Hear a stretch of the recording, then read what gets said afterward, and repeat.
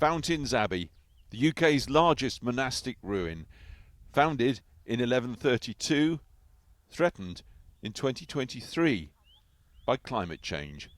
The jewel in North Yorkshire's crown of medieval monuments.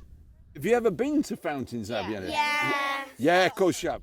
But even Henry VIII's Reformation pillage policy managed to not totally wreck this World Heritage Site. Now our climate crisis might. Flooding this time last year. We came 2 years ago at the launch of a landscape-wide plan to save the area from increased inundation. We're back now to see how it's coming along. Every little tiny root in the ground. A mile or so up the dale from the Abbey, meet the tree planting squadrons of Moorside Primary School, Ripon. All the roots absorb all the flooding water, avoiding it to get to Fountains Abbey and flooding it. Right, so the roots slow it down. Yes. Right. We're planting trees to help Fountains Abbey to not flood. The leaves that are on the trees, when there's heavy rain, they can slow down the rain so it goes down to the ground slower. The ground sucks up all of the water. It absorbs it, doesn't it? Yeah. And slowing river flow can't happen soon enough. Right now it costs £70,000 a year just to remove silt from the River Skell as it flows through the Abbey grounds. We're working on around 20 different farms and locations up and down the whole Skell Valley, putting in natural flood management interventions. That's things like putting in new ponds and wetlands, creating new hedgerows and tree planting. Regenerative agriculture is the way forward to change the way we farm land more sustainably. And we're hoping to help move farmers in that direction because it's quite new and it's quite challenging when you've had a traditional way of farming for decades. Time to meet again then one of the 20 farmers who signed up. Come on. It was 2 years ago that we first said hello to Julia Robinson up at her farm, where things, it's fair to say, are changing. New hedges planted and fenced. A new pond absorbing spring and flood runoff water.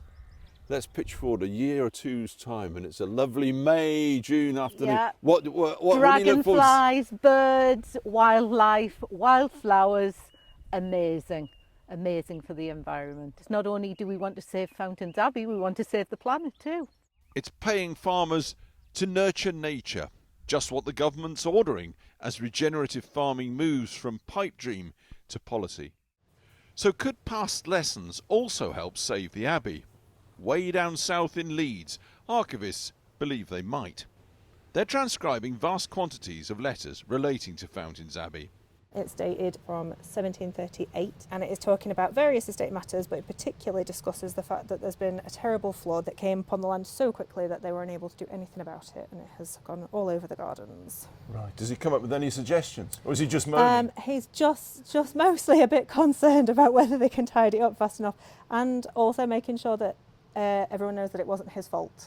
Flooding's often been an issue, but now it's a crisis as weather events get more extreme. You can see on this plan here, the river, such a big feature, even in the medieval period, and right through to the Georgian period with the flooding, and even to now. So as you say, there's a real through line from then to now, really, I think. Past responses could throw up valuable clues to help us now. School children, archivists, farmers and the National Trust. Just one example of so many from across the UK of communities coming together in their response to the climate emergency. And in doing that, of course, they're not simply preserving our national heritage, they're looking after their jobs and livelihoods here and now.